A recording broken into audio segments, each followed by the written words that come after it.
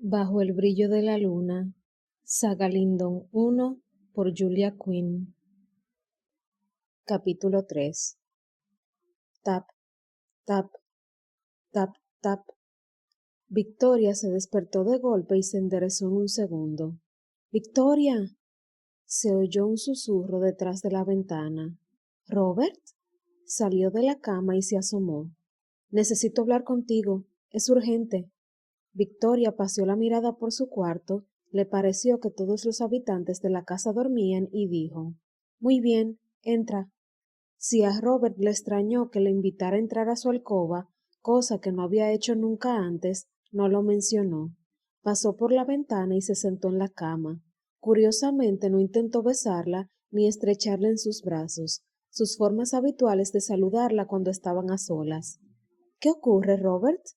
Él no dijo nada al principio. Se quedó mirando la estrella del norte por la ventana. Victoria posó la mano sobre su manga. ¿Robert? Tenemos que escaparnos, dijo él apesadumbrado. ¿Qué? He estudiado la situación desde todos los ángulos. No queda otro remedio. Victoria le tocó el brazo. Robert siempre se enfrentaba a la vida científicamente. Trataba cada decisión como un problema a resolver. Enamorarse de ella era, probablemente, la única cosa ilógica que había hecho en toda su vida, y Victoria le amaba aún más por ello. ¿Qué ha pasado, Robert? Le preguntó con dulzura. Mi padre me ha desheredado. ¿Estás seguro? Robert la miró a los ojos, se asomó a sus fabulosas profundidades azules y tomó entonces una decisión de la que no se sentía orgulloso. Sí, dijo, estoy seguro. No le dijo, sin embargo, que su padre solamente había dicho casi seguro, pero tenía que estar seguro. No creía que fuera posible. Pero, ¿y si Victoria de veras estaba más deslumbrada por sus posesiones materiales que por su persona? Pero eso es inconcebible, Robert. ¿Cómo puede un padre hacer tal cosa? Victoria, tienes que escucharme. Agarró sus manos, apretándolas con feroz intensidad. Todo eso no importa. Tú eres mucho más importante para mí que el dinero. Lo eres todo. Pero los derechos que te corresponden por nacimiento, ¿cómo voy a pedirte que renuncies a eso? Soy yo quien ha de decidirlo, no tú, y te elijo a ti. Victoria sintió el escozor de las lágrimas. Nunca había soñado que por culpa suya Robert pudiera perder tanto, y sabía lo importante que era para él el respeto a su padre. Toda la vida se había esforzado por impresionar al marqués de Castleford, y siempre, pese a sus esfuerzos constantes, se había quedado corto. Has de prometerme una cosa, susurró ella. Lo que sea, Tori, ya sabes que haría cualquier cosa por ti. Has de prometerme que intentarás arreglar las cosas con tu padre después de la boda. Yo... Tragó saliva, apenas capaz de creer que estuviera poniendo condiciones para aceptar su proposición de matrimonio. No me casaré contigo a no ser de que me lo prometas. No podría soportar saber que soy la causa de su ruptura. Una expresión extraña cruzó la cara de Robert. Mi padre es sumamente terco, Tori. No he dicho que tengas que conseguirlo, se apresuró ella a decir, solo que debes intentarlo. Robert se llevó sus manos a los labios. Muy bien, mi señora, te doy mi palabra. Ella le ofreció una sonrisa que simulaba ser severa. Aún no soy tu señora. Robert se limitó a sonreír y volvió a besar su mano. Me iría contigo esta misma noche si pudiera, dijo, pero necesito algún tiempo para reunir dinero y provisiones. No tengo intención de llevarte a través del campo solo con lo puesto. Ella le tocó la mejilla. Tú siempre planificándolo todo. No me va a gustar dejar nada al azar. Lo sé, es una de las cosas que más me gustan de ti. Sonrió tímidamente. A mí siempre se me olvidan las cosas. Cuando mi madre vivía siempre decía que olvidaría hasta mi cabeza si no estuviera en mi cuello. Robert sonrió. Me alegro de que lo tengas, dijo. Le tengo mucho cariño. No seas tonto, dijo ella.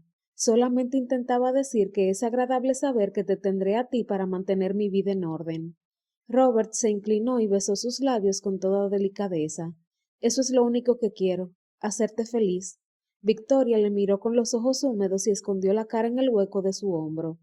Robert descansó la barbilla sobre su cabeza. ¿Estarás lista dentro de 3 días? Victoria asintió sin decir nada y pasaron la hora siguiente haciendo planes. Robert se estremeció, azotado por el viento de la noche, y miró su reloj de bolsillo por enésima vez. Victoria llegaba 5 minutos tarde. No había por qué alarmarse. Era muy desordenada y a menudo llegaba 5 o 10 minutos tarde cuando salían de paseo. Pero aquel no era un paseo cualquiera. Robert había planeado su ida hasta el último detalle. Había sacado su caleza de los establos de su padre. Habría preferido un vehículo más práctico para el largo viaje a Escocia, pero la caleza era suya, no de su padre, y no quería sentirse en deuda con él. Victoria tenía que encontrarse con él allí, al final del camino que llevaba a su casa. Habían decidido que saliera de casa a escondidas. Robert haría demasiado ruido si acercaba la caleza a la casa, y no quería dejarla sin vigilancia. Ella solo tardaría 5 minutos en llegar, y aquella zona siempre había sido muy segura. Pero ¿dónde estaba, maldita sea? Victoria escudriñó su habitación buscando algo que pudiera haber pasado por alto. Llegaba tarde. Robert la esperaba desde hacía 5 minutos, pero en el último momento había pensado que tal vez necesitara un vestido más abrigado y había tenido que rehacer la maleta. No todos los días se iba a una de la casa en plena noche. Al menos debía estar segura de que llevaba todo lo necesario en el equipaje. ¡La miniatura! Victoria se dio una palmada en la frente al darse cuenta de que no podía marcharse sin el pequeño retrato de su madre. La señorita Lindon había mandado hacer 2, y el señor Lindon siempre había dicho que Victoria y Ellie se llevarían uno cada una cuando se casaran, para que no olvidaran nunca a su madre. Eran muy pequeñitos, el de Victoria cabía en la palma de su mano. Sujetando aún su bolso de tela, Victoria salió de puntillas de su habitación y entró en el pasillo. Fue al cuarto de estar y cruzó con sigilo la alfombra hasta el velador donde reposaba el pequeño retrato. Lo cogió, se lo guardó en el bolso y dio media vuelta para regresar a su cuarto, por cuya ventana pensaba salir. Pero al volver, su bolso golpeó una lámpara de bronce que cayó al suelo con estruendo. Unos segundos después, el reverendo Lindon apareció de sopetón en la puerta. ¿Qué diablos está pasando aquí? Sus ojos se clavaron en Victoria, paralizada por el miedo en medio de la habitación. ¿Qué haces levantada, Victoria? ¿Y por qué te has vestido? Yo. Temblaba de miedo y no lograba articular palabra. El vicario vio su bolso. ¿Qué es eso? Cruzó en 2 zancadas la habitación y se lo arrebató. Empezó a sacar ropa, una Biblia, y su mano se posó luego en la miniatura. ¿Ibas a escaparte? Susurró. La miró como si no pudiera creer que una de sus hijas pudiera desobedecerle. ¿Ibas a escaparte con ese hombre? No, papá, sollozó ella. No. Pero nunca había sabido mentir. Por Dios que te lo pensarás 2 veces antes de volver a desobedecerme, gritó el señor Lindon. Papá, yo. Victoria no pudo acabar la frase. Su padre le cruzó la cara con tal fuerza que cayó al suelo. Al levantar la vista vio a él inmóvil en la puerta con la expresión petrificada. Victoria lanzó a su hermana una mirada suplicante. Ellie se aclaró la garganta. Papá, dijo en tono apaciguador, ¿ocurre algo? Tu hermana ha decidido desobedecerme, bramó el vicario, y ahora va a descubrir las consecuencias de sus actos. Ellie volvió a aclararse la garganta como si fuera el único modo de armarse de valor para seguir hablando. Papá, estoy segura de que ha habido un grave malentendido. ¿Y si llevo a Victoria a su habitación? ¡Silencio! Se quedaron las dos calladas. Tras un silencio interminable, el vicario agarró a Victoria por el brazo y la hizo levantarse bruscamente. Tú, dijo tirando de ella con ferocidad, no vas a ir a ninguna parte esta noche. La llevó a rastras a su habitación y la empujó hacia la cama. Ellie lo siguió asustada y se quedó rondando por un rincón del cuarto. El señor Lindon clavó un dedo en el hombro de Victoria y gruñó. No te muevas. Dio unos pasos hacia la puerta, pero aquello bastó para que Victoria se lanzara corriendo hacia la ventana abierta. El vicario, sin embargo, era rápido, y la ira alimentaba su fuerza. Volvió a arrojarla sobre la cama y le asestó otra furiosa bofetada. Eleanor, rugió, tráeme una sábana. Ellie parpadeó. ¿Cómo dices? Una sábana, vociferó él. Sí, papá, dijo Ellie. y se escabulló al armario de la ropa blanca. Unos segundos después reapareció llevando una sábana blanca y limpia. Se la dio a su padre y éste empezó a rasgarla metódicamente en largas tiras. Ató los tobillos de Victoria y luego sus manos por delante. Ya está, dijo mientras inspeccionaba su obra. Esta noche no irá a ninguna parte. Victoria le miró desafiante. Te odio, dijo en voz baja. Te odiaré eternamente por hacerme esto. Su padre sacudió la cabeza. Algún día me darás las gracias. No, no lo haré. Victoria tragó saliva intentando que no le temblara la voz. Antes pensaba que solo Dios era superior a ti, que eras bueno, amable y puro, pero ahora veo que solo eres un hombrecillo de ideas mezquinas. Temblando de rabia, el señor Lyndon levantó la mano para golpearla de nuevo, pero en el último momento la dejó caer. Ellie, que había estado mordiéndose el labio en el rincón, se adelantó tímidamente y dijo, Va a coger un resfriado, papá. Déjame que la tape. Arropó el cuerpo tembloroso de Victoria con las mantas y al inclinarse le susurró, Lo siento mucho. Victoria la miró agradecida y luego se volvió de cara a la pared. No quería dar a su padre la satisfacción de verla llorar. Ellie se sentó al borde de la cama y miró al vicario con una expresión que confiaba pareciera tierna. Me quedo con ella si no te importa. No creo que convenga que esté sola en este momento. El señor Lyndon entornó los ojos con suspicacia. Eso es lo que te gustaría, dijo. Pero no voy a permitir que la desates para que escape con ese maldito embustero. Tiró el brazo de Ellie, obligándola a levantarse. Ni que fuera a casarse con ella, añadió, lanzando una mirada airada a su hija mayor. Sacó entonces a Ellie de la habitación y procedió a atarla. Maldita sea, masculló Robert. ¿Dónde demonios se ha metido? Victoria llegaba más de una hora tarde.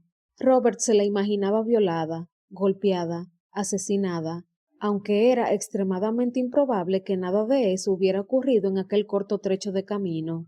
Su corazón, sin embargo, seguía helado por el miedo. Decidió por fin mandar la precaución al diablo y dejando su caleza y sus pertenencias sin vigilancia, corrió por el camino que llevaba a la casa de los Lyndon. Las ventanas estaban a oscuras y pegado a la pared, Robert se acercó con sigilo a la ventana de Victoria. Estaba cerrada y las cortinas se agitaban suavemente empujadas por la brisa.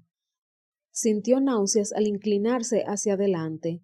Allí, en la cama, estaba Victoria. Se hallaba de espaldas a él, pero era imposible no reconocer aquella hermosa cabellera negra. Parecía dormir, bien arropada bajo su colcha.